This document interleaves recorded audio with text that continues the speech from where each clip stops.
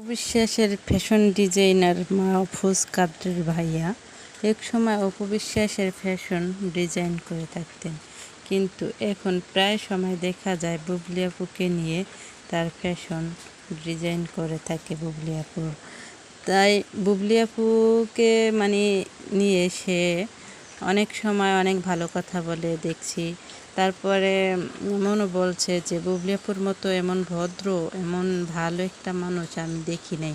সে এত ভদ্র, এত ভালো তার ব্যবহার, সে এই ব্যবহার অন্য মানুষের ভিতরেও ঢুকিয়ে দিতে চায় বা শেখায়, এমন একটা মানুষ। আমি যতটুকু দেখেছি বুবলি আপুর সাথে যেই মিশেছে, সে একটা পুরুষ হোক বা একটা মহিলা হোক, সবাই কিন্তু বুবলি আপুর প্রশংসা করতে বাধ্য। কী আছে এমন মেয়েটার ভিতরে? আমি যদি একটু কাছে যে তার সাথে 5 মিনিট কথা বলতে পারতাম, তাহলে আমার মনের আশাটা পূরণ হতো, আকাঙ্ক্ষাটা। নাইকে বলি, সামনাসামনি যা বলুক, পিছনে যা বলুক, সামনাসামনি সবাই বলে, যে মিশছে সেই কিন্তু তার প্রশংসা করতে বাধ্য। আমার মনে হয় তার এই ভালো ব্যবহার, এগুলোর কারণে এই শাকিব খান তার প্রেমে পড়েছে, তাকে ভালোবেসে বিয়ে করেছে। ঠিক আছে, এই অপবিশ্বাস কিন্তু হইল যায় সুবিধাবাদী। যেখানে তার একটু সুবিধা আছে, সুযোগ সুবিধা ভালো পাবে, সেখানে কিন্তু সে একটু আন্তরিকতা দেখাবে, তারপর ভালো ব্যবহার করবে।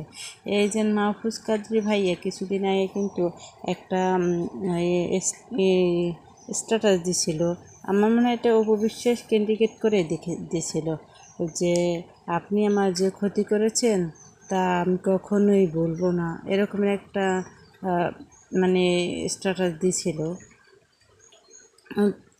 তারপরে এখন আর তাকে অত দেখাও যায় না। আসলে অপবিশ্বাস কিন্তু একটু হিংসুটেও। ঠিক আছে, যদি দেখছি আমরা বারিশা হক যখন বুবলি আপুর বার্থডেতে গেছিল, ওই প্রোগ্রামটা নাকি সে অ্যারেঞ্জ করছে, তাকে দেওয়া হয়েছে নাকি, তখন কিন্তু বারিশাকের সাথে সে গুসা করছে। ঠিক আছে, কথা বলে নাই, গুসা করছে। এটা নিয়ে কিন্তু অনেক কিছু মানুষে বলা বলি করছে পাবলিক। তারপরে বারিশাক কিন্তু লাইভে এসেও আবার বলছিল যে ওই জায়গাটা সে তৈরি করছে।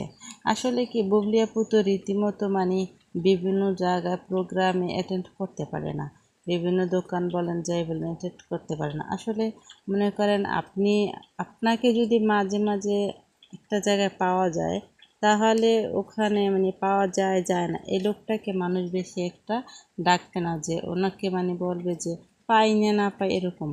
আর যাকে চাইলেই পাওয়া যায়, হাত বাড়াইলেই পাওয়া যায়, তো যে ওনাকেই পাওয়া যায়, তো ওনাকে নিয়েই কাজ করি। কারণ একটু আমাদেরও টাকা পয়সা বাড়বে বা পাবো, ইনকাম ভালো হবে। আসলে দিন শেষে সবাই স্বার্থ নিয়েই থাকে। ঠিক আছে, এই যে বাড়ির সব গৌতম সাহা, এখন দেখি তারাই অপবিশ্বাসে সব সময় পাশে থাকে, তার পিছনে পিছনে থাকে। ঠিক আছে, এক সময় আমার মনে হয় যে গৌতম সাহা, বাড়ির সহ তাদেরও অতটা গ্রহণযোগ্যতা থাকবে না। আর বাড়ির সহকের তো থাকবেই না, তার যে অবস্থা এখন দেখতে আছি। এই যে এক আপু লাইভ এসে বলছে যে খাবার নিয়ে আসে তারা। ঠিক আছে, তারা খাবারই নিয়ে আসে, চলে আসে তাদের। তারপর ওই যে মগ, বালতি, এগুলো চুরি করে নিয়ে এসে চোরের অপবাদ দিল। তারপর যে যারা তার পার্লারে কাজ করে তাদেরকেও খাওয়ান দেয় না, অনেক অভিযোগই করছে দেখছি ওই আপুটা।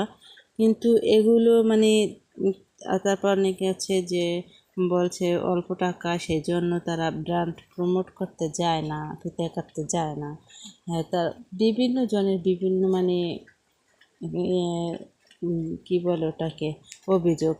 তারপরে তার রেস্টুরেন্ট, অপবিশ্বাসের রেস্টুরেন্টে কিন্তু যে তারপর খানা দানা না খেয়ে মানুষ চলে আসে, দাম বেশি রেখে, পার্লারে দাম বেশি রেখে, অত ভালো হয় না। কিন্তু অভিযোগ কিন্তু দিন দিন বেড়েই চলছে। এভাবে যদি চলতে থাকে মনে হয় না বেশি দিন অপবিশ্বাস বা বারিশা হক কারোই খানা। ঠিক আছে, এইভাবে কয়দিন চলে? এটা হচ্ছে সোশ্যাল মিডিয়া, এখানে সবাই সব কিছু দেখতে পারে, শুনতে পারে, জানতে পারে। এভাবে চললে এই অপবিশ্বাসের খানা বেশি দিন থাকবে না। আর আমি অপবিশ্বাসকে বলবো, টাকা জীবনে বহুত কামাইছেন, অনেক কিছু করছেন। যখন 3টে দোকান দিয়ে ফেলছেন তখন তো মানুষকে চমকে দিয়েছেন, সবাই বলছে তো টাকা কোথায় হলো। ছবি করা তো সেই 16 সালে বাদ দিয়েছেন, এত টাকা পান কোথায়? ঠিক আছে। আর আপনি তো বলেন 100টা ছবি করছেন, সব ছবিতেও তো টাকা নেনও নাই আপনি। শাকিব খানকে জাস্ট ধরে রাখার জন্য তো ছবি করছেন। কিন্তু এখন দেখেন, আপনি ঠিকই এটা করেন সেটা করেন। করোনা যখন চলে তখন আপনি গাড়ি কিনলেন, এই মানে তারপর শাকিব খান ছেড়ে দেওয়া